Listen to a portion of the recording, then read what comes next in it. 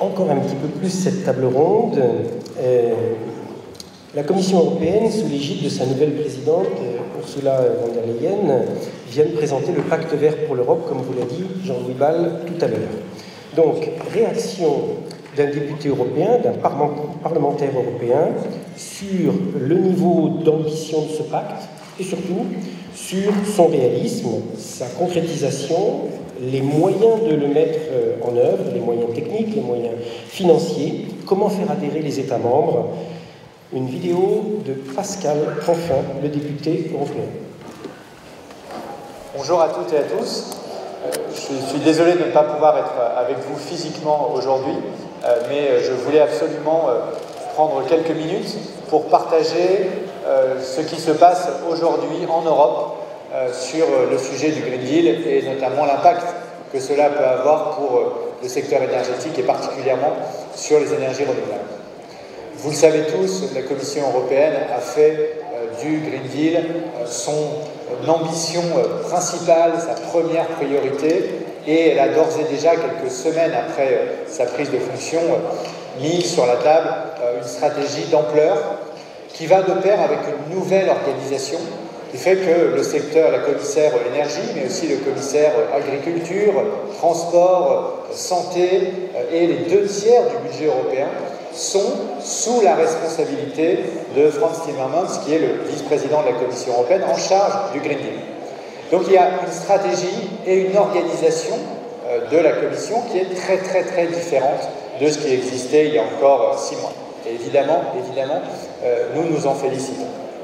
Alors qu'est-ce qu'il y a dedans et quel premier acte politique va être posé? Il y a d'abord la loi climat.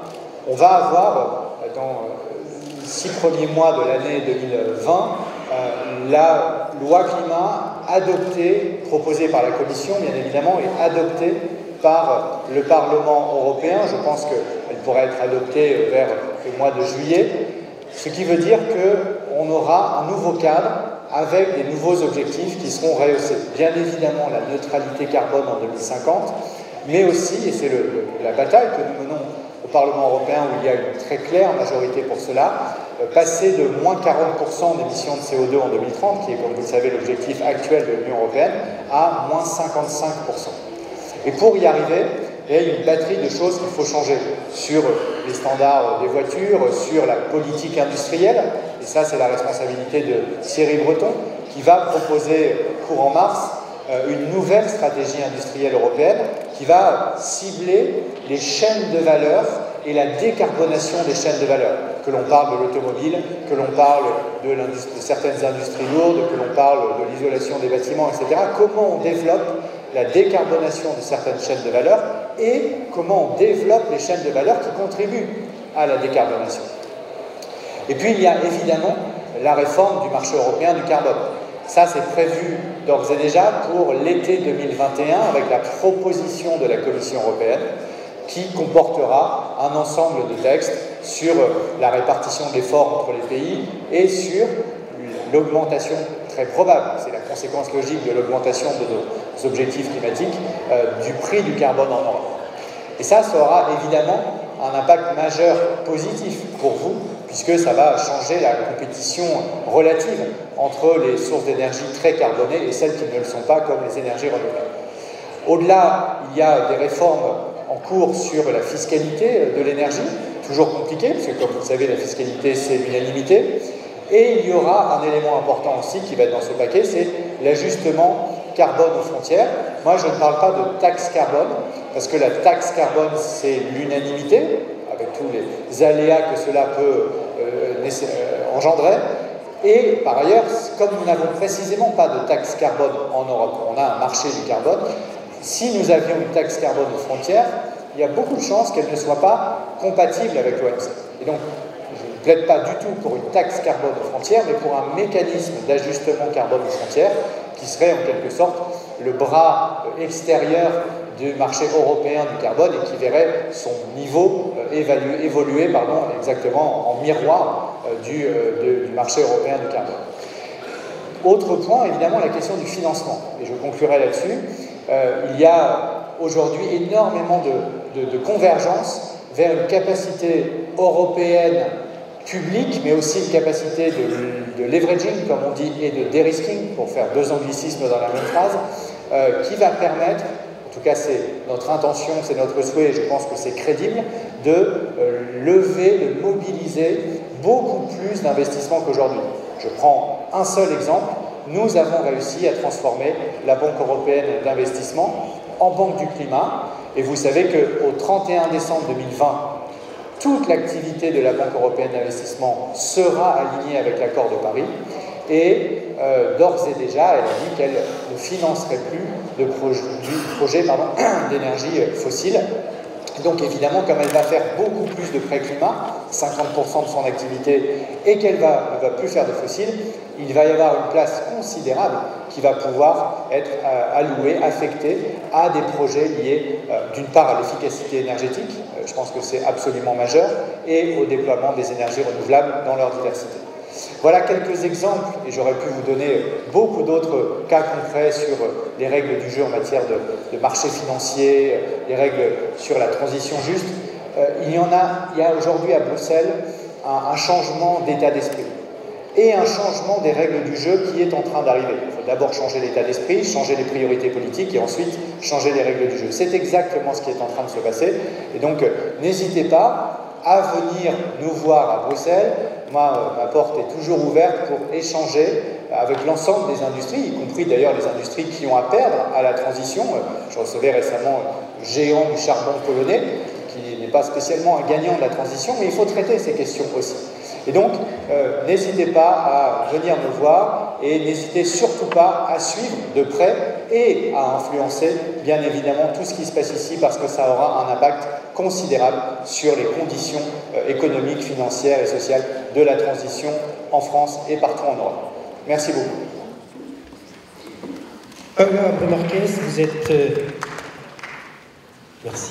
Paula Marquez, vous êtes chef de la division renouvelable et capture et stockage du CO2 à la Direction générale de l'énergie de la Commission européenne. Alors, réaction et complément à la vidéo que l'on vient d'entendre du parlementaire européen, et puis ce Green New Deal, comment concrètement on avance dessus. Merci beaucoup. Ah, oui, avec un micro, ce sera bonjour à tous. Je voudrais commencer par remercier le CER pour l'invitation. C'est un plaisir toujours venir à Paris et être ici à ce magnifique bâtiment avec le CER et tout le monde qui est intéressé à ces sujets de la transition énergétique et renouvelable. Permettez-moi peut-être de revenir à la situation où on était l'année passée. Donc, il y a un peu plus d'un an, l'Union européenne donc, a mis sur la table, a adopté le paquet énergie propre pour tous les citoyens. Et ce paquet, c'est jusqu'à maintenant c'était le plus grand paquet législatif dans le secteur de l'énergie. Il comprend 8 textes législatifs, dont la révision de la directive des énergies renouvelables. C'est vraiment un paquet important qui a été discuté longuement avec les États membres et le Parlement européen afin de nous porter à une situation en 2030 en ligne avec nos engagements pris à Paris. Qu'est-ce qui s'est passé depuis là? Donc, on a eu les élections européennes en 2019 qui ont donné un mandat clair à la Commission. Et c'est dans ce contexte que notre présidente, Madame von der Leyen, a, comme toute première initiative qu'elle a eue, c'était de proposer le pacte vert pour l'Europe en décembre dernier. Comme réponse aux préoccupations et aux messages transmis par les citoyens européens dans les élections européennes et face à l'émergence des questions climat. Le membre du Parlement, M. Canfin, a déjà fort élaboré sur ce pacte. Peut-être qu'en 2 mots, je voudrais ajouter que c'est vraiment la stratégie de croissance, la nouvelle stratégie de croissance pour l'Europe. Donc, qu'est-ce qu'on a comme objectif? C'est de profiter. On voit la lutte contre les changements climatiques, les transitions énergétiques comme des opportunités pour nos entreprises, nos citoyens, notre économie. Donc, c'est vraiment une stratégie de croissance qui va apporter des emplois, qui va apporter la compétitivité à nos entreprises. Elle vient accompagnée d'une feuille de route, que sûrement vous connaissez très bien, très longue, très complexe.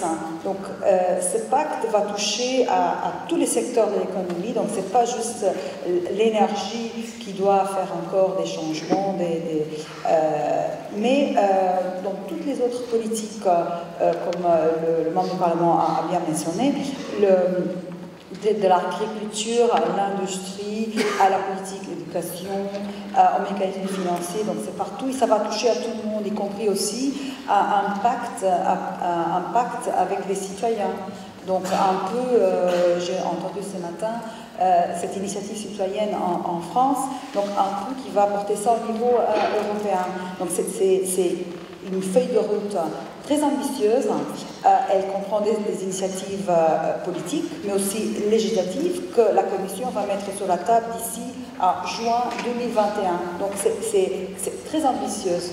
On a déjà, comme d'ailleurs peut-être vous avez vu, la semaine passée, la Commission a adopté le programme de travail pour 2020, qui comprennent déjà certaines de ces initiatives. Par exemple, en commençant par le Climate Act, cette loi climatique qui va mettre en législation l'objectif de neutralité carbone en 2050. Il va en 2020, donc cette année encore, on va aussi mettre sur la table une stratégie intelligente pour l'intégration dans le secteur de l'énergie, l'intégration de renouvelables et la décarbonisation des secteurs. Je vais peut-être avoir encore l'opportunité aujourd'hui de développer un peu là-dessus. Donc c'est vraiment la nouvelle stratégie de croissance en Europe qui va toucher à tous les secteurs, tous les domaines politiques, qui doivent ensuite, en syntonie, contribuer à atteindre les objectifs à 2050 et comme ça aussi avoir un rôle de leadership au niveau mondial. C'est aussi un des objectifs de ce pacte. Donc, avec ce pacte, on a un cadre, on a une trajectoire, mais quid des outils, des programmes pour adresser toutes les filières? On a tendance à toujours regarder en priorité les filières électriques. On a déjà beaucoup parlé d'éolien et de photovoltaïque ce matin, mais le reste, la géothermie, l'hydraulique, le bois énergie, comment on fait? Donc, on a un cadre actuel. Donc, tout d'abord, il faut regarder 2020. On n'est pas encore là. On a des objectifs pour 2020 et l'Union européenne n'est pas encore là. Et il y a des États membres, comme d'ailleurs la France, doit faire encore des efforts pour arriver à son objectif contraignant de 2020. On a le cadre législatif porté par la directive, la révision de la directive renouvelable, comme par la RED 2, qui doit être implémentée donc, par les États membres. Donc la transposition en droit national est prévue d'ici juin 2021. Et on a les plans nationaux. Donc tout ça met en évidence comment les États membres vont développer donc, leurs sources d'énergie renouvelable d'ici 2030. Dans ces plans nationaux, plan énergie-climat, donc ce sont des documents très importants qui vont nous donner un aperçu clair de la politique au niveau national, régional et européen, et sont une source d'information très importante, notamment pour les investisseurs, pour les entrepreneurs, pour savoir quelles sont les perspectives politiques de façon à voir où placer leur argent, quelles filières investir, en sachant très bien que le choix des filières, c'est un choix laissé aux États membres. Une dernière question par le Havre Marquès. La députée Marjolaine Ménimilfer nous l'a rappelé dans son discours ce matin, importance du secteur du bâtiment d'un côté et des transports. Comment on fait avec ce pacte pour agir dessus? Disons, déjà dans la directive, l'arrêt 2, la première directive, on a touché à deux secteurs d'une façon beaucoup plus directe, donc les transports avec des objectifs plus ambitieux d'intégration de renouvelables, mais aussi dans le secteur de chaleur et refroidissement. En plus de ça, on a donc la directive des bâtiments et dans le nouveau pacte vert, la Commission a annoncé pour fin de cette année la stratégie, ce qu'on appelle en anglais la Building Renovation Wave. Donc on est en train de préparer dans mon département et que vous allez voir fin de cette année, et qui a donc l'objectif de mettre sur la table des mesures pour accélérer cette rénovation qui est nécessaire des bâtiments au niveau européen. Et ça, donc, il y a toujours la tendance de regarder ça du point de vue exclusivement efficacité énergétique, mais ce n'est pas juste ça, c'est efficacité énergétique, mais aussi pour faciliter l'intégration de renouvelables, notamment le solaire photovoltaïque et l'intégration intelligente dans les bâtiments. Donc ça, c'est un des secteurs clés qui est bien ciblé dans le pacte et pour lequel il y aura des propositions. La même chose s'applique à la transition énergétique et la soutenabilité du secteur des transports que nos collègues des services des transports, des directions générales transport sont en train de travailler et que aussi devrait être mis sur la table vers la fin de cette année. Et qui va regarder donc, pour chaque mode de transport les solutions possibles et notamment du point de vue de l'intégration de renouvelables. Donc, ce sont deux secteurs clés qui sont bien ciblés dans le pacte vert et pour lesquels il y a des initiatives politiques que la Commission va mettre sur la table d'ici fin d'année, comme vient d'ailleurs écrit dans la feuille de route. Merci Paula Marquez pour ces mots d'introduction. N'hésitez pas à intervenir, réagir quand vous voudrez. Vous avez à côté de vous une énergéticienne, un investisseur et un industriel. On va écouter comment eux s'emparent de ce pacte. Sylvie Géano, vous êtes présidente directrice générale de Dalkia. Vous avez un challenge, comme d'habitude, vous avez un challenge au cours de ce colloque. C'est nous recentrer vers la chaleur renouvelable. Les réseaux de chaleur qui valorisent toutes ces sources de chaleur renouvelable, géothermique ou énergie, et d'autres, des sources locales par nature, non délocalisables. Pourtant, qui ne se développent pas aussi vite que les filières électriques qu'on a déjà citées maintes et maintes fois ce matin. Alors, qu'en est-il? Quelle est l'analyse du premier opérateur de réseau de chaleur en France? Oui, merci beaucoup. Bonjour à toutes et à tous. Alors effectivement, la chaleur renouvelable a été quand même citée comme le premier levier par Madame Elisabeth Borne tout à l'heure pour décarboner l'énergie. Le Green Deal d'ailleurs nous emporte vers cette décarbonation. Alors les réseaux de chaleur sont effectivement un instrument de la décarbonation parce que quand on regarde les consommations générales d'un pays, la moitié de la consommation est adressée pour produire de la chaleur. Alors on produit de la chaleur pour faire du chauffage, on en produit pour faire de l'eau chaude et on en produit pour faire de la vapeur industrielle. Donc 50% des consommations, ça vaut le coup de regarder ça. Ça vaut le coup évidemment en France, d'autant plus que l'électricité en France est décarbonée. Et donc on va regarder comment faire.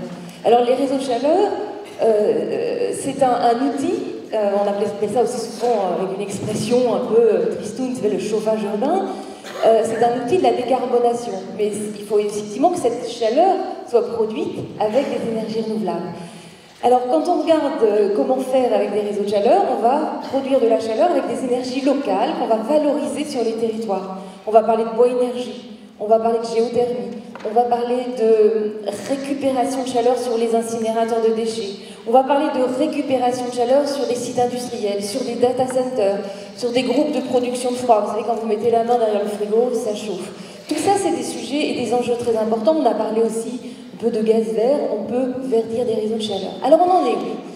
En France, on est plutôt un pays qui n'a pas beaucoup développé les réseaux de chaleur. C'est presque une opportunité. On a 6% des logements qui sont chauffés avec des réseaux de chaleur.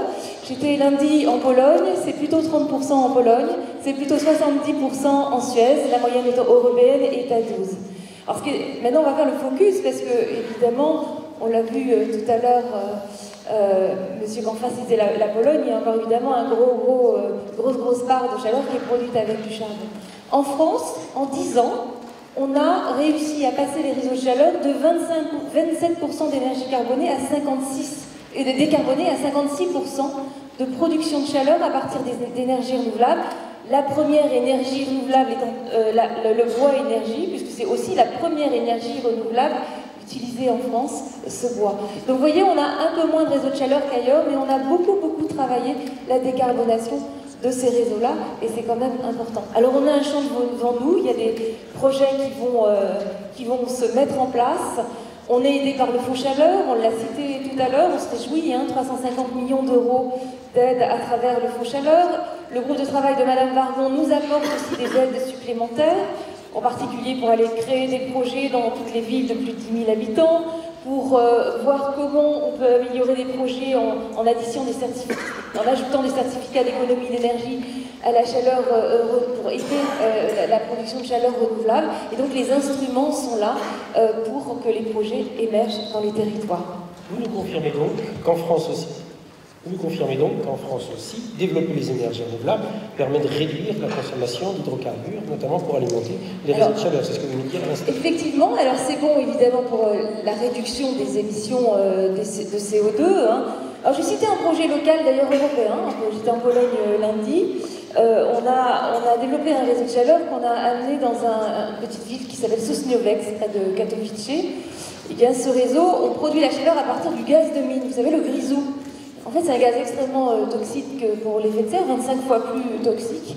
Et bien, avec ce réseau de chaleur, l'utilisation d'une énergie fatale finalement du territoire, on apporte un chauffage collectif à des habitants, on retire tous les petits poêles charbon de chaque logement, alors à la fois en dépolluaire, c'est un sujet très important aussi, et en plus on leur apporte une énergie qui est dite de récupération en l'occurrence et qui est verte. Donc un instrument effectivement très important.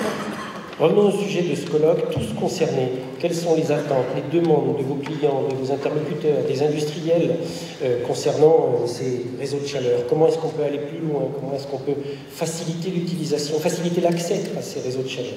Alors, tous concernés, c'est important, j'ai envie de dire aussi tous mobilisés, parce qu'on a parlé effectivement, M. Gisèle parlait de la COP, là, celle de Glasgow qui va arriver, on a parlé du Green Deal, on parle de la PPE, des politiques en France, donc vous voyez que, par exemple, les émissions de CO2 ne connaissent pas les frontières. Et après, on arrive sur les territoires, vous sentez bien que les projets des territoires vont être extrêmement importants pour développer ces projets-là. Et sur les territoires, on va avoir une collectivité locale, un président de métropole qui a envie de faire émerger un projet. On va avoir des acteurs tels que nous qui vont faire des propositions. On peut avoir des industriels. On récupère de la chaleur sur des industriels.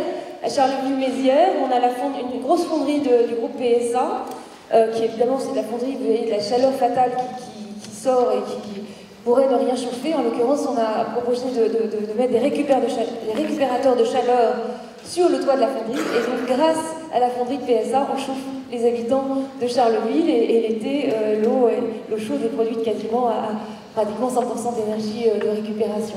Donc voilà, les projets émergent, ils sont là pour valoriser les énergies du territoire, le bois énergie, la géothermie, la récupération de chaleur, les déchets, aussi beaucoup d'économies circulaires qui émergent. Et c'est un jeu de tous ensemble, aussi tous concernés, tous ensemble, au service d'un territoire pour décarboner, je dirais, notre pays et la planète. Un tout petit dernier mot, avec une casquette un peu différente. Vous êtes vice-présidente du CSF, le comité stratégique de filière, aux côtés de la présidente Isabelle Kocher.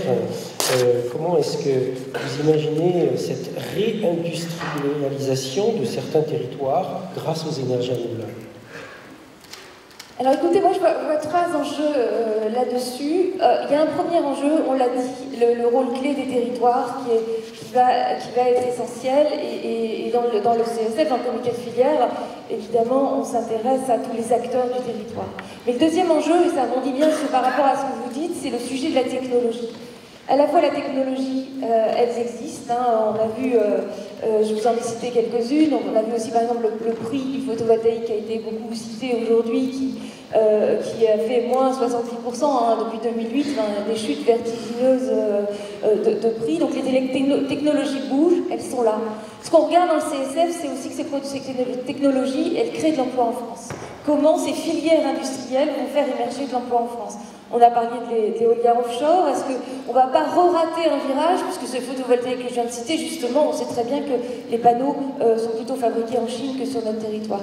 Donc c'est ces enjeux-là qu'on regarde dans le CSF, et des technologies nouvelles, il va y en avoir. On parle beaucoup de l'hydrogène, évidemment, et on espère que l'hydrogène va créer des emplois en France et en Europe et sur les territoires. Puis je voudrais vous donner un dernier enjeu que nous travaillons dans le CSF. C'est celui, évidemment, de l'emploi et des compétences. La transition énergétique, c'est un enjeu extraordinairement humain, bien sûr, c'est un enjeu planétaire, par nature. Il faut aussi en faire en sorte que ce soit acceptable par les différents citoyens, là encore on l'a dit, mais il y a un enjeu de compétences. Si je cite l'exemple de Dalkia, on a recruté plus de 2000 personnes l'année dernière. Donc ces métiers de la transition énergétique, ils se feront dans les territoires, si on a également aussi les métiers qui sont attractifs et qui permettent d'attirer des jeunes vers ces métiers. Donc c'est un enjeu extraordinairement humain. Donc on va créer à la fois de la filière industrielle et on va aussi créer énormément de métiers pour poser ces matériels, pour aller exploiter des sites, pour aller faire de l'optimisation énergétique, pour aller optimiser les smart grids, etc. Et il y a beaucoup besoin de monde. Et aujourd'hui, moi je dis, on manque plutôt de ces compétences. En tous les cas, on voit qu'on risque de manquer de ces compétences-là. Et donc je fais un petit peu un appel à toutes les personnes qui veulent travailler dans ces métiers, en particulier les jeunes gens et les jeunes femmes, pour les attirer vers ces métiers de la transition énergétique. Ils sont dans la salle, ils vous écoutent attentivement. Je leur ai dit tout à l'heure qu'il y avait beaucoup de possibilités. Un petit mot quand même sur le photovoltaïque. Vous avez dit les modules photovoltaïques sont... Bon, on a un peu raté le tournant des modules qui, à une époque, il y a 10 ans, représentaient à peu près, on va dire 70% du budget global d'un projet. Aujourd'hui, ils sont tombés quelque part, je pense, sous le contrôle de ceux qui font 30% du budget global. Le reste, c'est quoi? Le reste, c'est de l'intelligence. Et là, on est plutôt bon en intelligence système, approche globale, approche système. C'est très important de ça. Je reviens aussi à toutes ces questions d'optimisation en local. On a besoin d'intelligence, on va avoir besoin de smart, on va avoir besoin d'optimiser. Alors pour économiser l'énergie, dans les industries, dans les bâtiments, le sujet de la rénovation est un sujet aussi très très important. Et pour faire ça, on va toucher au bâti, on va toucher au matériel. Vous savez, quand on met des moteurs à vitesse variable, ça consomme moins qu'un moteur classique. Quand on isole, ça consomme moins que quand on ne met pas de l'isolation. C'est des choses extrêmement simples. Mais on va toucher aussi beaucoup à ce que j'appelle les comportements. Et le numérique va beaucoup nous aider, la technologie va beaucoup nous aider pour travailler les comportements, pour effectivement ne pas consommer à des mauvais moments. On fait même ça avec des réseaux de chaleur, on stocke très bien l'eau, on sait très bien chauffer de l'eau à des moments où on la consomme moins, c'est-à-dire vers 14-15 heures dans l'après-midi, pour restituer cette eau chaude qui a été produite à partir d'énergies renouvelables le soir à 18h quand les gens rentrent chez eux, un petit peu sur la formule du ballon d'eau chaude. Je fais ça sur le réseau lyonnais, on a l'équivalent de 6000 ballons d'eau chaude qui sont stockés. Et bien pour commander tous ces matériels, pour travailler sur les comportements, on va avoir besoin du numérique, on va avoir besoin de traiter les données. C'est un énorme enjeu, l'intelligence artificielle bien sûr va nous y aider et évidemment ça va se jouer en local et c'est des compétences effectivement qu'on développe bien sur nos territoires. Merci Sylvie Géano, merci de nous avoir rappelé aussi l'importance du stockage. J'aurais pu l'ajouter aussi tout à l'heure, on n'aurait jamais réussi notre programme électronucléaire en France sans le stockage, sans 16 millions de ballons d'eau chaude, de stockage d'eau chaude, sans les STEP, stations de transfert d'énergie par pompage, quelques gigawatts, 4-5 gigawatts de STEP pour stocker de l'eau froide, et puis sans aussi l'inertie des bâtiments avec beaucoup de grille-pains installés un petit peu partout pour chauffer les maisons pendant quelques décennies. Mais tout ça est en train de changer. Jean-François Cirelli, je vous ai présenté tout à l'heure comme l'investisseur de la table ronde. Vous êtes PDG de BlackRock France, Belgique, Luxembourg, leader parmi les gestionnaires d'actifs mondiaux. Pour autant, vous connaissez très très bien le secteur de l'énergie, le monde de l'énergie. On s'est déjà croisé dans vos précédentes vies quand vous étiez patron du gaz en France. Vous venez de lancer le 22 janvier le Climate Finance Partnership. C'est un fonds qui se donne pour objectif d'orienter les capitaux vers des projets liés au climat. Alors, plus précisément, quelle est la finalité de ce fonds? Qu'est-ce qu'il va faire? Pour qui est-il destiné? Bonjour. D'abord, je voudrais remercier Jean-Louis Ball, notre président, de son invitation et vous dire tout le plaisir de retrouver le CERF dans une autre capacité, en effet, que celle d'énergéticien, mais c'est toujours avec grand plaisir que je vois autant de visages connus. Avant de répondre, alors je vais faire comme les politiques, je ne vais pas répondre à votre question immédiatement. Vous la reposerez. Voilà, vous la reposerez, mais je vais y venir, bien évidemment. Je voudrais peut-être prendre une minute pour vous dire ce qui a changé en 2019 pour la finance. Et pas que la finance BlackRock, mais la finance en général. Il y a un tournant 2019, je pense, qui restera dans les annales, qui m'a d'ailleurs, je dois vous dire, totalement surpris moi-même. Nous n'avons plus une seule réunion avec les clients sans parler du risque climatique. Ce n'était pas le cas en 2018, ce n'était pas le cas en 2017. Fatih Birol nous le disait tout à l'heure également à Davos. Mais nous n'avons plus une conversation avec un client sur où faut-il investir l'argent sans que la question du risque climatique soit posée et fasse finalement le cœur de la discussion. Ça, c'est quand même la bonne nouvelle. Les autres bonnes nouvelles, et c'est celle que BlackRock, naturellement, en a tiré comme conclusion, et dans la lettre que Morten mentionnait tout à l'heure, au début de cette année, qui est une lettre un peu, maintenant qui est devenue un peu emblématique dans la profession, où Larry Fink donne un peu sa vision du moment. Je crois qu'il y a deux points essentiels que nous disons. Alors pour nous, nous avons inclus le risque climatique, comme un risque d'investissement. Ça veut dire que toutes les équipes d'investissement doivent prendre en compte le risque climatique comme un risque aussi important que la faillite de l'entreprise dans laquelle nous investissons, je ne sais pas quoi. Donc c'est un changement, mais de fond, de la façon dont les équipes d'investissement vont faire les investissements. Et ça, c'est aussi une bonne nouvelle. Et la deuxième, c'est que nous, vu ce que nous voyons en tant que clients, ce que les clients nous demandent, nous sommes à la veille d'une immense, significative réallocation des capitaux dans ce monde. Et c'est vrai que les jeunes générations ne veulent pas investir comme leurs prédécesseurs. Et là, dans les 5 ans qui viennent, nous allons avoir à peu près 20 000 milliards d'investissements qui vont changer de génération. Ce ne sont plus les mêmes qui vont décider et que donc le monde va s'accélérer vraiment très vite, c'est notre conviction. La finance, je pense, y participe, pas que BlackRock, bien sûr, tous nos collègues le font, les banques, les gestionnaires d'actifs, mais il y a vraiment un turning point, si je puis dire, qui est tout à fait important. La crainte de la finance, c'est que les gouvernements se défaussent un peu trop sur nous. Et donc, je reprends ce que disait aussi un des prédécesseurs, nous avons plus que jamais besoin d'une action forte des gouvernements. On ne peut pas demander simplement aux acteurs privés et financiers de faire la transition énergétique. Donc, les gouvernements d'abord. Le dernier point, c'est une petite inquiétude, c'est comment on va vraiment financer la transition, c'est-à-dire tous ceux qui perdent. Et toutes les industries qui vont perdre dans les emplois, etc. Il y a un grand sujet politique, ça c'est pas le sujet du jour, mais je voulais quand même le citer. Alors, que faisons-nous, nous, chez BlackRock, sur le point plus particulier de la transition énergétique qui nous intéresse ce matin? Alors, on s'est mis très tôt, parce que très tôt, on s'est dit l'énergie renouvelable est une classe d'actifs. C'est une classe d'actifs que nous pouvons aller voir des clients en leur disant investissez dans cette classe d'actifs et donc transférer ce que vous voyez comme des éoliennes, des photovoltaïques en classe d'actifs pour un investisseur. Et que cette classe d'actifs avait 3 caractéristiques sympathiques. Elle était dynamique, elle était moins cyclique, compte tenu de la façon dont les tarifs étaient faits, et ça permettait de diversifier. On a commencé en 2011, ça n'a pas été facile. Franchement, ça n'a pas été facile. Aller voir les clients en disant vous devriez investir dans du renouvelable, et nous pouvons être celui qui vous permet d'investir dans le renouvelable. On n'a pas réussi en 2011, 2012, 2013 à lever 1 milliard d'euros. On n'a pas réussi. Cette période-là, heureusement, est derrière nous.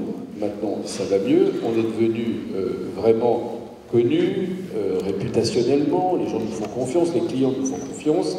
Et aujourd'hui, nous avons investi à peu près 6 milliards d'euros dans des projets renouvelables dans les pays de l'OCDE.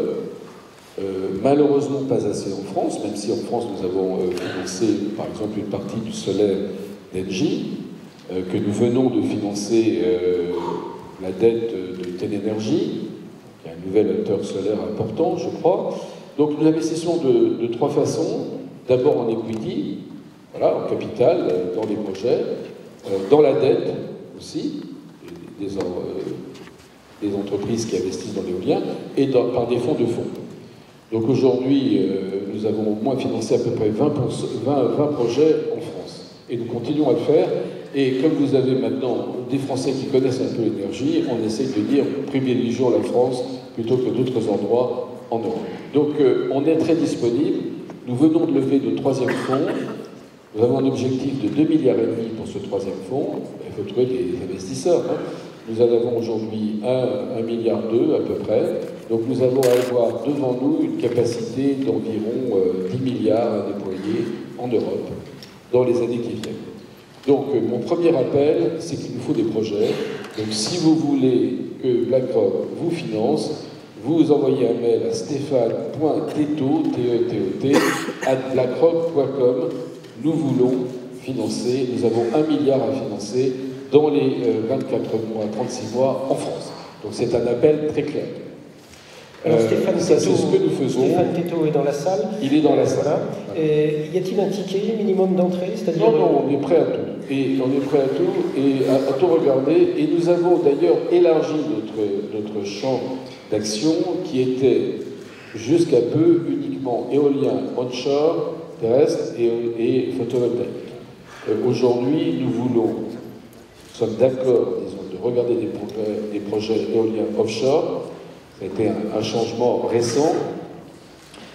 Qui disait tout à l'heure, c'était très dur l'offshore au début, et vraiment il y avait considéré que pour les investisseurs... Ça a été très dur, excusez-moi, en France, on n'a pas fait pire. Vous direz qu'il a démarré il y a 30 ans avec... On n'a pas fait pire. On n'a pas fait pire. Là, si on peut voir une filière qui n'a pas été vraiment portée de façon intelligente, c'était vraiment l'offshore au départ. Ça, c'est évident. J'espère que ça s'est amélioré. On est prêt à acheter des développeurs, donc aussi prendre le capital de développeurs, comme on l'a fait d'ailleurs la première fois en 2012, et on est prêt bien sûr à rentrer dans n'importe quel projet. Donc voilà, on est très ouvert pour ça. Nous avons de l'argent à déployer, nous avons maintenant la crédibilité vis-à-vis de nos investisseurs, donc il nous faut des projets. Vous n'avez pas parlé de chaleur renouvelable, géothermie, bois énergie, on fait pas. L'hydraulique, ça vous aide pourquoi l'hydraulique, oui, on peut faire. Chaleur renouvelable, mais parce qu'il faut que... Attendez, c'est pas qu'on ne veut pas ou qu'on voudrait bien, c'est est-ce qu'on trouve des gens qui veulent le faire? Et pour l'instant, on n'a pas trouvé des investisseurs qui nous disent nous sommes d'accord pour entrer dans la chaleur renouvelable. Peut-être qu'un jour, nous connaissons bien, on essaiera de convaincre un certain nombre d'investisseurs, mais vous savez... On a en général une vision assez fausse sur ce que nous faisons. Voilà, BlackRock, c'est 7 000 milliards d'investissements, donc on est vu comme le grand fonds, voilà, même fonds de pension. On est passé à peu près le mois de décembre à expliquer que je n'étais pas un fonds de pension, ça n'a pas totalement marché d'ailleurs, mais bon, donc on a l'impression qu'on fait ce qu'on veut, c'est-à-dire que le matin on peut se lever et se dire, bah tiens, je vends l'or et j'achète du renouvelable. Non, on a des clients derrière, et c'est des clients qui nous disent, voilà où je veux aller. Donc nous avons, et nous sommes un peu vos porte-parole, nous avons à convaincre les investisseurs qui sont qui? Des assureurs, des fonds de pension, des banques, voilà, tous ceux où vous mettez votre argent, votre assurance vie, par exemple. Est-ce que vous avez déjà vu quelqu'un, là vous avez votre assurance vie, qui vous dit est-ce que vous voulez investir dans le renouvelable? C'est pas fréquent. Bon, donc nous devons les convaincre que ce sont des classes d'actifs dans lesquelles ils peuvent investir. Voilà. Alors ça, c'est pour, je dirais, le monde de CDE et la France.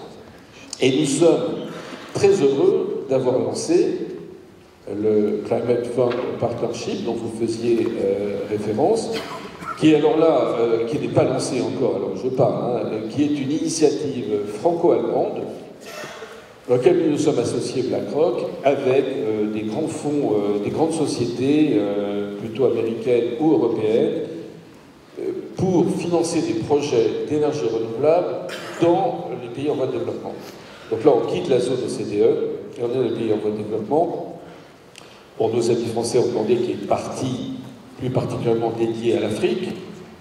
Et la difficulté, vous l'avez compris, c'est de mettre des gouvernements, des institutions publiques, c'est l'AFD qui s'occupe pour la France du sujet, et des privés. Agence française de développement. Voilà, l'Agence française du développement. Donc on a par exemple la fondation IKEA qui nous a rejoints. Et donc on essaye de faire, pour l'instant, d'avoir un minimum d'à peu près de 100 millions, qui serait une sorte de lancement du fonds, pour pouvoir faire des projets. Donc si tout se passe bien, c'est-à-dire si toutes les due diligence sont faites correctement, on espère pouvoir lancer le fonds, disons, dans la deuxième partie de l'année 2020, qui serait le premier fonds où on mêle de l'argent privé, de l'argent public, à ce niveau-là, avec un gestionnaire d'actifs au milieu comme BlackRock, pour investir dans des projets d'énergie renouvelable en dehors de la zone de CDE. Une dernière question, Jean-François Cirilli, vous nous avez parlé de l'importance de l'année 2019 et de ce basculement, de cette appétence pour les investisseurs, du fait que maintenant ils considèrent le risque climatique comme un risque d'investissement. Quand est-ce que vous imaginez le point d'inflexion, c'est-à-dire le jour où combien j'ai noté, 7 000 milliards d'investissements, vous allez avoir le croisement des courbes entre le fossile et les renouvelables? Je ne dirais pas fossile renouvelable, parce que nous sommes sortis du charbon aussi. La grande question, c'est que fait-on des hydrocarbures, pétrole, et comment on gère ça dans l'avenir. Ce qui est clair, c'est que ça bouge. Je vous donne un exemple. Nous avons, des fonds indexés. Donc, si vous voulez investir dans des fonds indiciels, on avait des fonds indiciels sustainability, de renouvelables, durables. On a mis 5 ans pour arriver à 25 milliards. L'année dernière, en une année, on a fait 25 milliards. C'est-à-dire qu'on a doublé en un an. Donc aujourd'hui, c'est vraiment lancé, mais bon, ça va être long. Ça va prendre plusieurs décennies. Il ne faut pas penser que la finance va switcher du jour au lendemain. Mais on est enfin sur le bon track. Merci Jean-François Cirilli. À côté de vous, un industriel, Alfonso Fogel, PDG de la division onshore de Siemens Gamesa Renewable Energy. Alfonso, what is the vision of the industrial part concerning this transition? What do you think? You caught me in the middle of translation. Sorry. So, what is your vision? What is the industrial vision concerning this energy transition? Are you volunteer? Are you ready? And I said a few minutes ago that you are on the podium with Vestas and Goldwind. Is that true? Still true? And what is the objective with the merging with Senvion? My goodness, so many questions. First of all, apologies for the voice. It's a local here. It's no coronavirus. 100%. My wife gave it to me because I was paid, so it's got a deal soon. Having said that, let me address some of the comments that I've heard, and also some of the questions you made. In terms of credentials, yeah, in fact, it was mentioned before that together with Vestas and Goldwind, Siemens Gamesa is the top 3 renewable energy technologists, providers around the world. To give you a little bit of background, which will be necessary in order to provide credentials to some of the statements that we'll be saying later, we are a reality of roughly 23,000 employees that every day are thriving precisely to do that. How can we, from a technology perspective, contribute to making this a greener planet? We spend about 200 million euros a year just in R&D and innovation. It's significant. We have in January actually, we passed the borderline. We have 100 gigawatts installed around the world, which is roughly 3/4 of the total installed capacity in France. Last year alone, in 2019, we booked business that about 9.5 gigas, that in 1 year alone represents taking off the streets of France about 3/4 of all diesel vehicles. Basically, it's the equivalent of making all the Ile-de-France green, making it full of trees. That's the kind of site that we're talking about. And why is this important? I think Fatih Pedro mentioned it before, because the CO2 emission doesn't matter where it comes from. Whether it's in Jakarta, whether it's in Detroit, or whether it's in Toulouse or Lyon, it's a CO2 emission. And our presence is global. That is the kind of scope and technologies, and the technologies, the solutions that we are providing. It is an equation, this ecosystem of renewables and how we are going to be supporting the change and energy mix. There are a number of players, no doubt about it. I think I heard before that certainly there is framework, and Paul, I think you mentioned it from the European Union. You're doing a great job there because the guys in Brussels are really excited about everything you're doing. In fact, if it wouldn't be for what you guys are doing in Brussels, many countries in the European Union, a lot of stuff would not happen. There's a lot of cash. Interesting enough, I've been in the sector for many years. What I'm realizing is that the mix of the segment of the customers is changing significantly. We used to have developers, we used to have utilities. Suddenly in the last years we have a lot of investors, funds.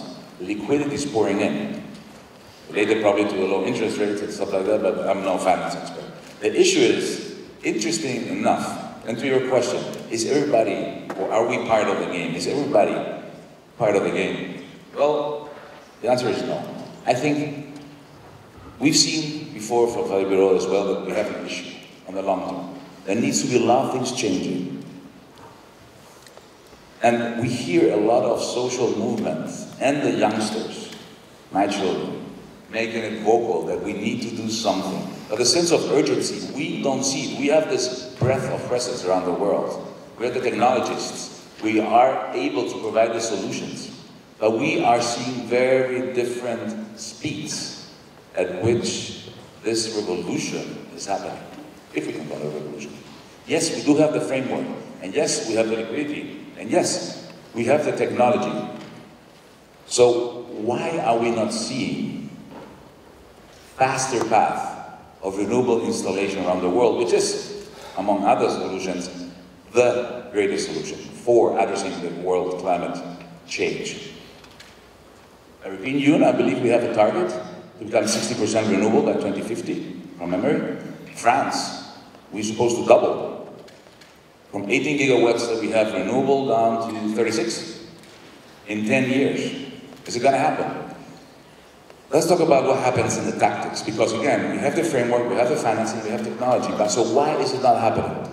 Regulation. In every country, you have different speed at which regulators are making it possible that developers, utilities, bankers, the entire ecosystem is able to implement something. Unfortunately, France, no disrespect by all means, but it's a fact, together with the UK in the European Union, is among the most difficult ones. Regulation is not helping. Everybody wants to have a warm living room, everybody wants to have a warm shower, right? But not everybody wants to see a wind turbine in their backyard. Amen. But then, you have an issue, right? Regulation is reflecting precisely that, a bit of the spirit of the people, I guess. But the fact, and that is a fact, that contrary to other countries, like the US, like Canada, like Mexico, India, China, my goodness, where it takes us a short amount of time to execute a wind farm, to create a wind farm that is essential, part of the ecosystem to create precisely a change in global warming. Here in France, it takes about 7 years. 7 years. What is this creating in this market? Well, you're betting for vintage turbines. That's what's happening. You know why I'm saying that? Because all developers, and let's talk to them. I mean, a lot of them are friends and they're all here. They say the same thing. It takes us, we're fearful in order to change anything in the wind farm with new technology. To give you an idea, we just launched the largest wind turbine onshore in the world. It's 177 meters diameter rotor, 6.7 megawatts.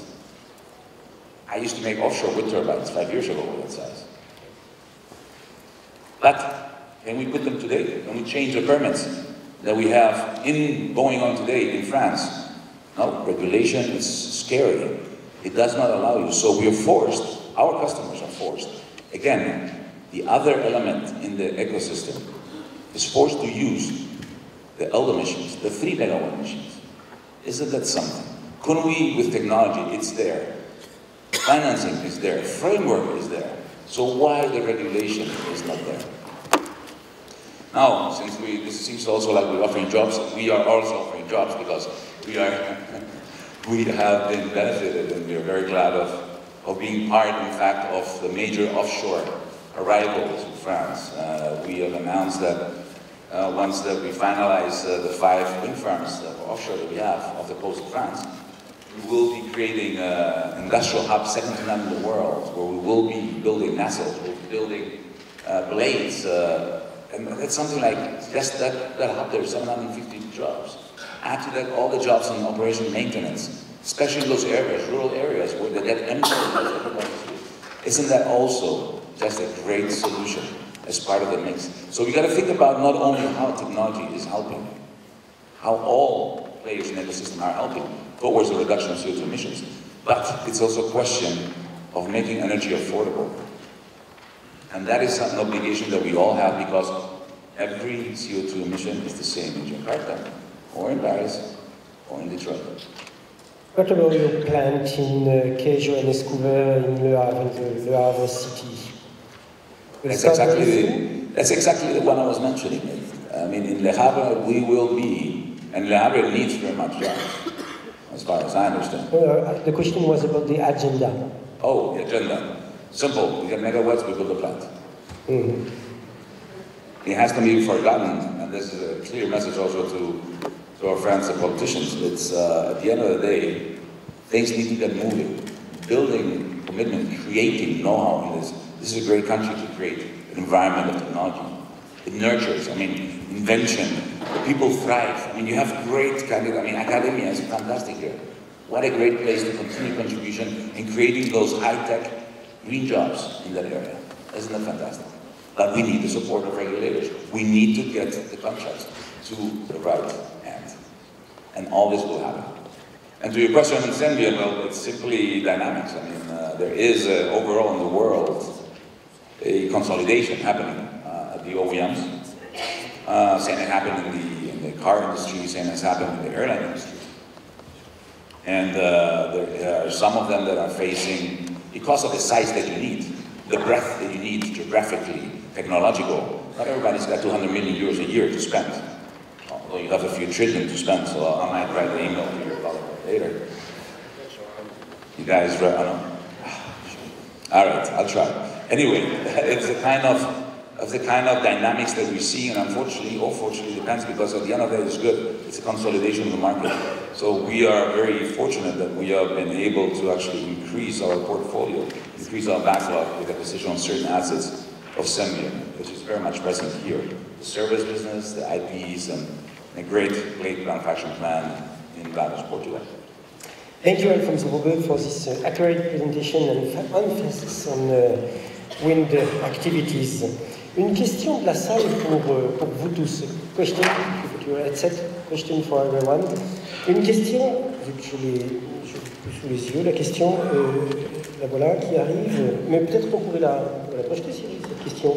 Une question de Pierre-Emmanuel Noël, le sentiment des intervenants, sur l'idée, là voilà, de transformer la Banque européenne d'investissement en banque du climat. Et une banque dédiée.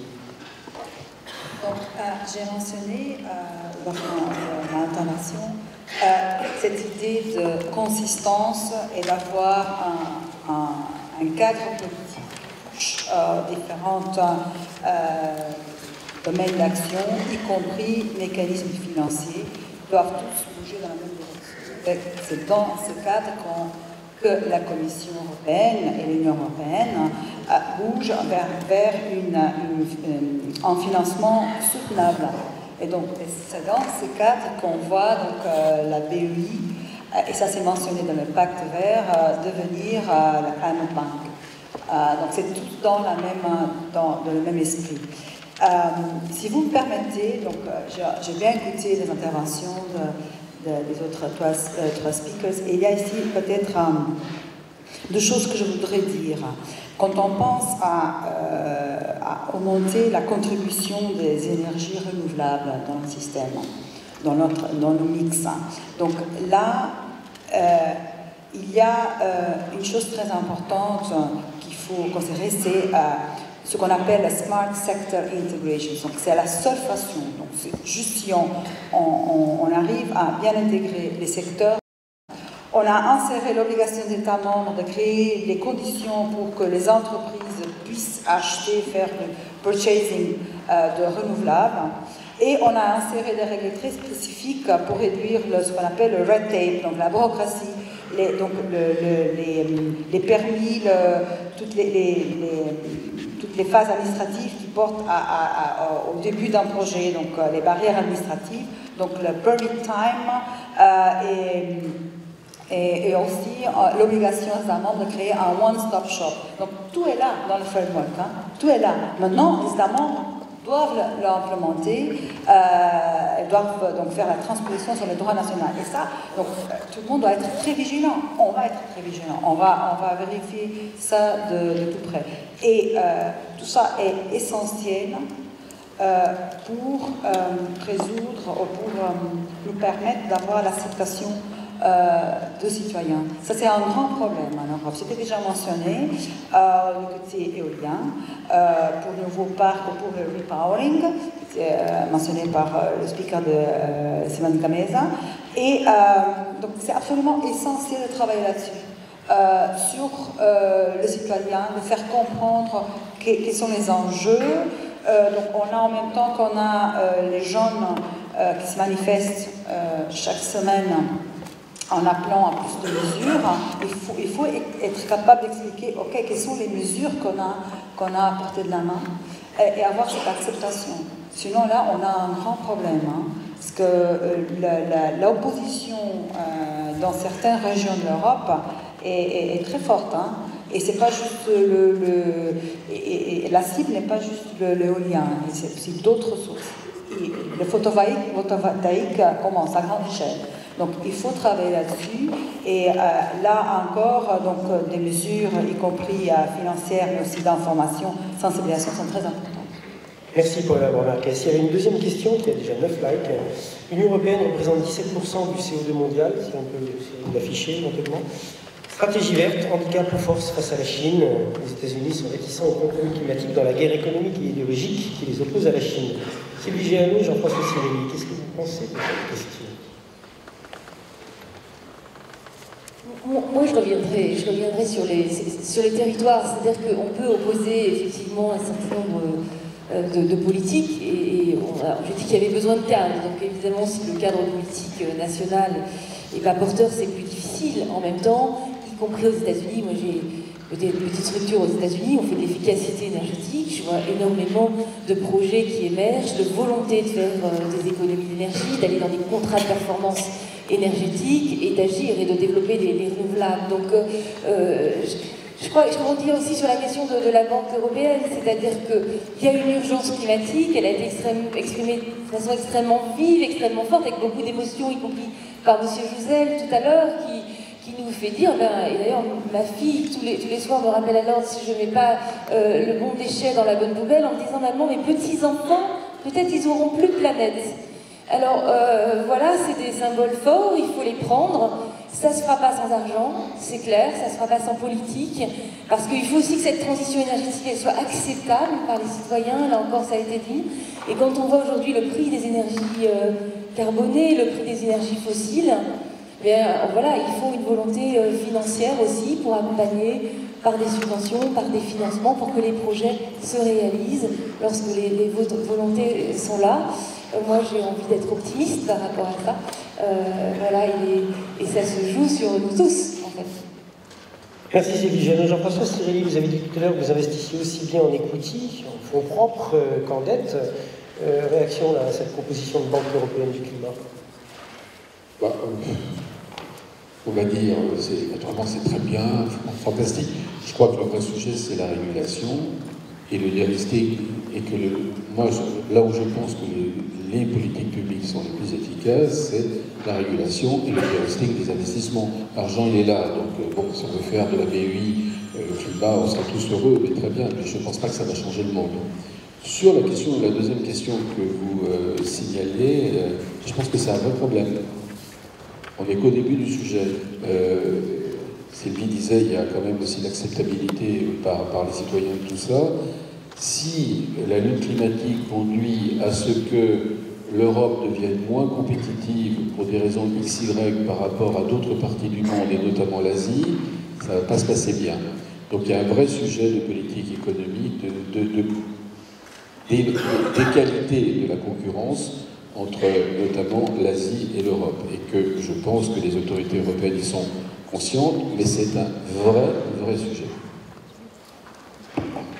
Alfonso Fogel, your opinion about this problem, 17% of CO2 emission in Europe and the concurrence with China. What do you think about that? Much needed. The tools are there, but again, enablers. I want to repeat what I said before about regulation. I mean, we are in violent agreement. But, like I said, today you have technology. You mentioned digitalization, an essential. That is the spice on top of it. But you have, again, turbines that have one turbine that can provide household electricity for 6,000 families, 7,000 families in Europe, 14,000 families, the same turbine in Asia. Technology is there. So the target, I think it's ambitious. And anything we can do in terms of supporting it, it's great. But it needs to trigger down all the way to regulation in every single member state country. And this is where, well, if there's not a pull, there should be a push. Because at the end of it, we owe it. No? We owe it to our kids, we owe it to our families. No? So, like I said, we have the perfect ingredients, framework, money, technology. That's it. Sylvie Janot. Et puis sur le plan économique, ça a été cité par Madame Borne tout à l'heure, les logiques de taxation de carbone aux frontières vont nous aider, hein, juste en rebond de ce qu'a dit Monsieur le Servi. Je crois que cette réflexion sur la taxation carbone aux frontières va être essentielle pour essayer de réguler l'ensemble. Votre opinion sur cette fiscalité carbone, en quelques mots, hein, on ne va pas lancer une table ronde sur le sujet, on en reparlera au cours de la journée. Une taxe juste, pas juste une taxe, qu'est-ce qu'il faudrait? Pas de moins. Paola, volontiers. Ce qu'on parle, ce n'est pas nécessairement d'une taxe carbone. C'était déjà dit aujourd'hui qu'il faut voir quelle est la compatibilité de ça avec WTO, l'Organisation mondiale du commerce. Ce qu'on parle, c'est d'un mécanisme. Et en ce moment, on est en train d'étudier à la Commission européenne quelle est la meilleure façon de le faire pour aboutir à l'objectif qu'on veut en respectant les règles du commerce mondial. Sylvie Janot, fiscalité du carbone. C'est qu'on est obligé d'aborder ce sujet-là parce que le prix des énergies fossiles est bas et donc la transition énergétique va pas se faire aussi tout seul. On a parlé de besoin de vitesse. Donc c'est un sujet essentiel, ce prix des carbones, et il faut tenir compte là encore des équations internationales et de l'acceptabilité des citoyens en local. François Cirilli, une idée? 36 euros per ton. That's my answer. Apologies, it might not sound very fine whether it's according to the rules of WTO, no doubt, but the financial mechanics are there in order to make, and this is our bread and butter. We are supporting our customers around the world, and we understand what the financials is of a wind farm, of a PV farm. We understand that. And the financials pretty much suggest that if you would charge about 36 euros per ton, you would have an equation that would support significantly an increase in speed of the penetration of renewables in the market. So my answer is 36. Une toute dernière question qui arrive de la salle et qui est très intéressante, je ne vois pas le nom de la personne qui répond, concerne les appels d'offres technologiquement neutres qui mettent parfois en concurrence les filières renouvelables entre elles. Là voilà qui arrive. Voilà. Les appels d'offres technologie agnostique opposent les énergies renouvelables et sont en contradiction avec un développement harmonieux des territoires. Paola Marquez, pourquoi ces appels d'offres à neutralité? C'est bien établi dans la règle, dans les guidelines des États pour l'énergie et le climat. Donc la neutralité technologique pour les appels, mais bien sûr, il y a aussi des exceptions. Il y a des cas où un État peut très bien justifier le fait de faire des appels technologies spécifiques. Donc, notamment pour des questions de système, pour des questions de potentiel, des questions régionales.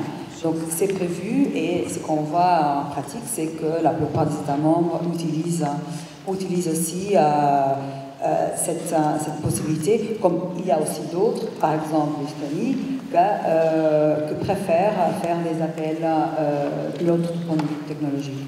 Mais les deux sont prévus. Il y a une règle, mais aussi des possibilités de faire des exceptions. Alfonso, as industrial body, what do you think about this call for gender technology agnosis? From a technology perspective, and there is ways in which, again, you can make any kind of thermal CO2 free. Carbon capture, you can make filters, you can make capture of SOx and NOx emissions. So technology, again, exists. But remember, one of the things I mentioned before is affordability. There is a strong correlation between progression of society, growth, as defined by internal gross domestic product. How can we afford that kind of technology?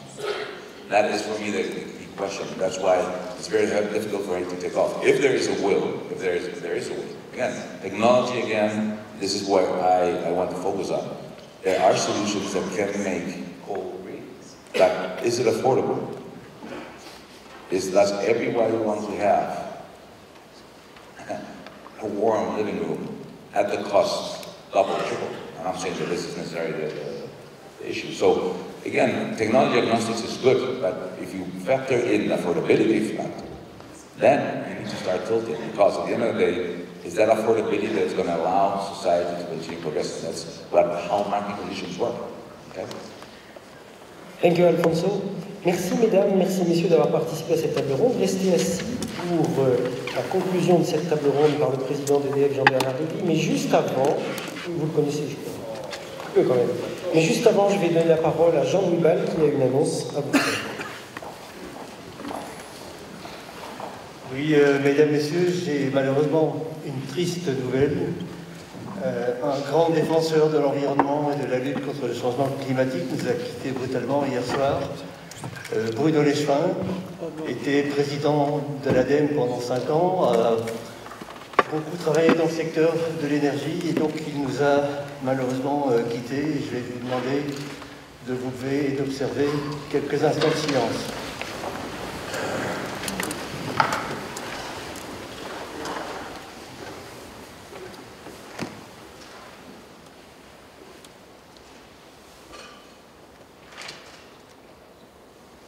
Voilà, je vous remercie. On va donner la parole à la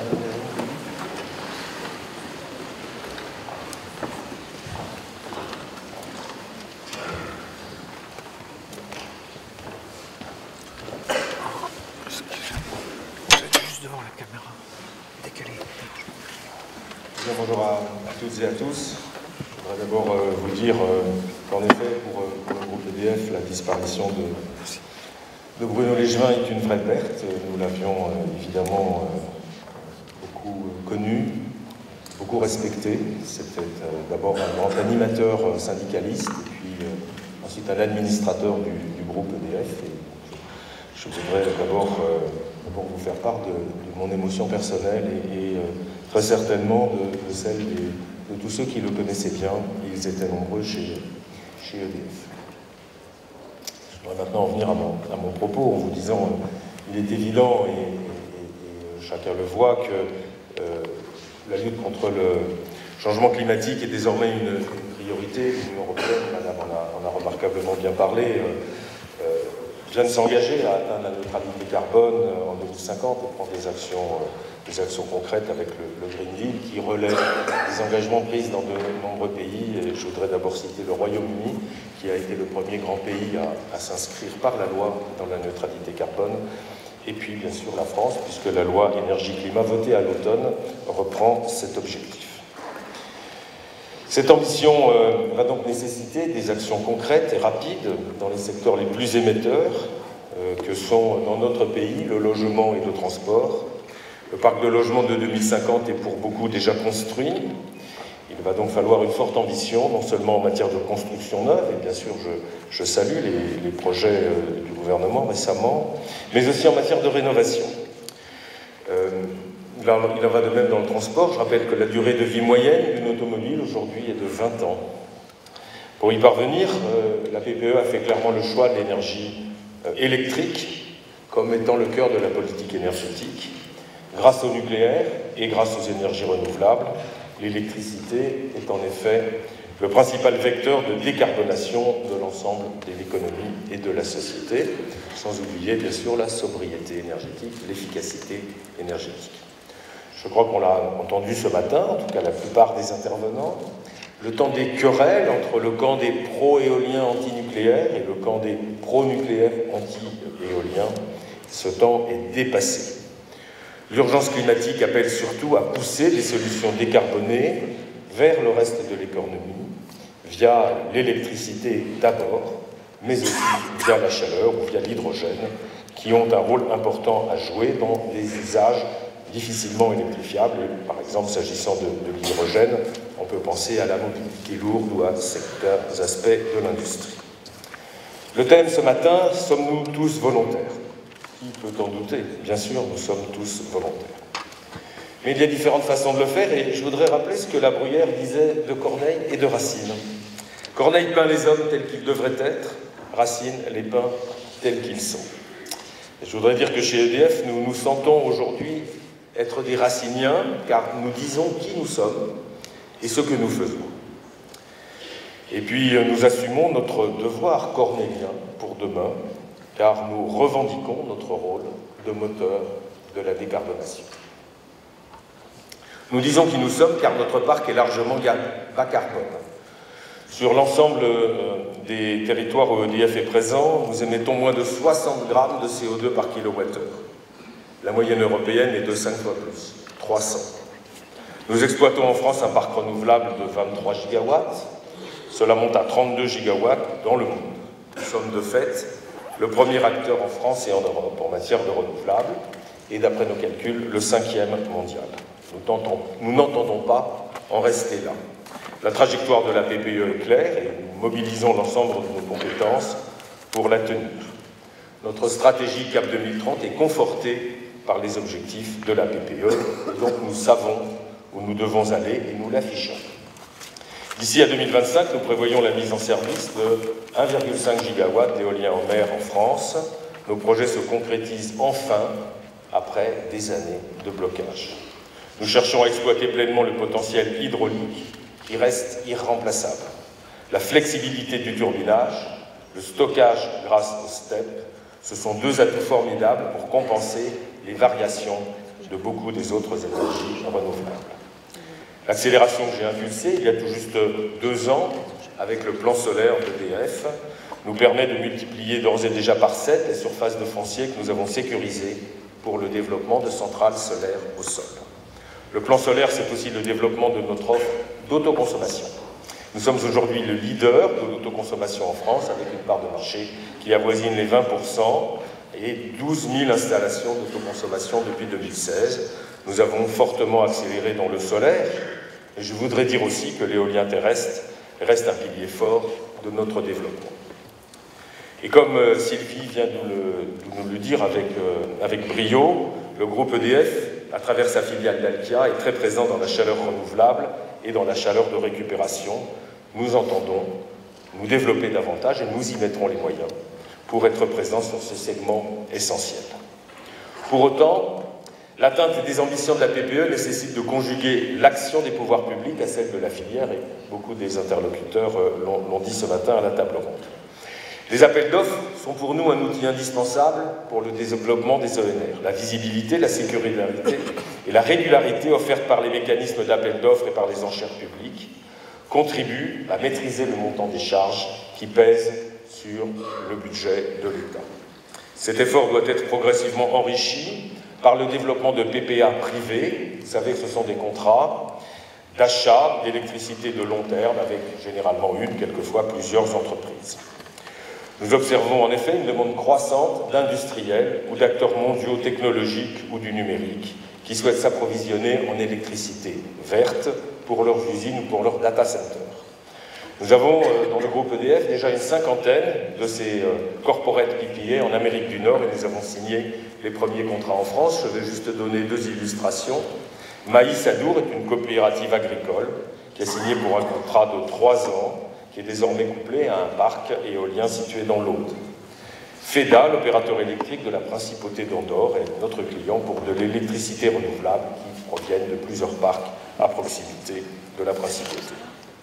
Pour autant, les mécanismes publics d'appel d'offres vont rester indispensables car peu de consommateurs achètent leur électricité sur une durée suffisante, par exemple au-delà de 10 ans. Il faut donc poursuivre ces appels d'offres avec un rythme cohérent avec les ambitions de la PPE. Deuxième condition de succès, là aussi ça a été abordé très clairement par la table ronde, le dialogue avec les territoires. Nous avons, je crois, progressé depuis quelques années. Les processus d'autorisation ont gagné en simplicité et la durée de traitement des recours commence à être réduite. Notre prochain défi, c'est un défi collectif, c'est de gagner en acceptabilité pour nos projets. Pour cela, il faut associer les collectivités et les citoyens, comme par exemple avec du financement participatif. Il faut tenir compte des interrogations et des attentes des parties prenantes, et je crois que nous le faisons. À titre d'exemple, nous associons les comités de pêche dans chacun de nos projets offshore. Et puis nous avons renoncé lorsque l'accueil n'est pas favorable, ce n'est jamais facile, mais il faut savoir quelquefois être lucide. Troisième condition de succès pour atteindre les objectifs de la PPE en matière de renouvelables, la disponibilité du foncier.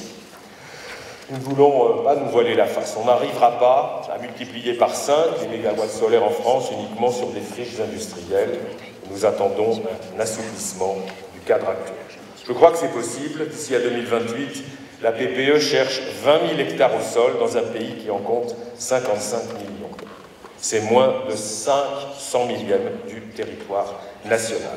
Et a fortiori, quand on ne cherche pas des hectares de haute qualité agricole, à la différence des biocarburants. Nous travaillons aujourd'hui pour améliorer les relations avec la profession agricole. Nous avons besoin de renforcer notre dialogue avec le monde rural, avec le monde agricole. Quatrième condition, l'exemplarité des filières. Plus que jamais, nous sommes les chefs de filière responsables. Nous travaillons à limiter l'impact de nos filières sur le paysage, sur le patrimoine, sur la biodiversité. Et nous travaillons également, nous sommes très actifs sur la gestion de la fin de vie de nos installations solaires et éoliennes. Il y a des critiques sur ce sujet. Nous devons prévoir la fin de vie ou bien le renouvellement de ces installations. Nous devons prévoir le démantèlement, nous devons prévoir la remise en état des sites. Nous devons le faire savoir, les filières françaises et européennes s'organisent pour le réemploi des matériaux utilisés. Cinquième condition de succès, la disponibilité des compétences. Nous le voyons, de nouvelles filières industrielles se développent sur le territoire. L'éolien maritime en est une belle illustration.